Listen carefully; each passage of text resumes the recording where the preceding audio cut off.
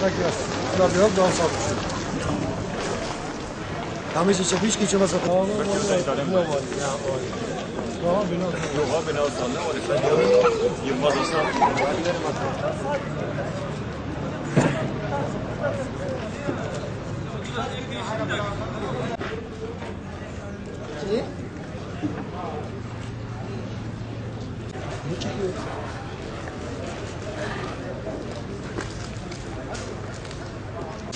Adımı kapalıdır, kimse tanımaz.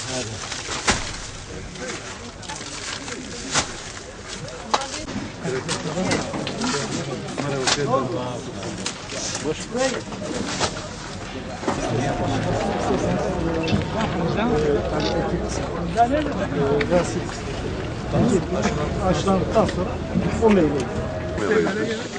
Yani dünyada ilk ekili tarım bu bölgede. Şimdi de bize düşen, bu binlerce yıl önce yapıldı. Şimdi de bize düşen dünyanın en güzel bölgesini, bu en güzel insanların burada daha zengin yaşaması, daha mutlu yaşaması.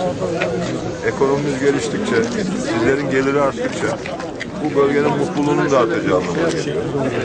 Bu bölgede huzurun da artacağı anlamına geliyor, barışın da artacağı anlamına geliyor.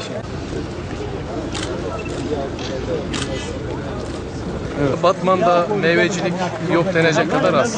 Bizim temel amacımız Batman'daki meyveciliği artırmak.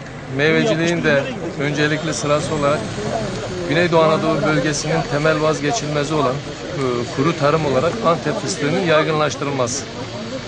Yani burada da bizim amacımız bütün o kullanılmayan alanların da meyveciliğe dönüştürülüp fıstık alanlarına çevirip burada çiftçimizin köyünden ekonomisini canlandırmak, ekonomisini artırmak.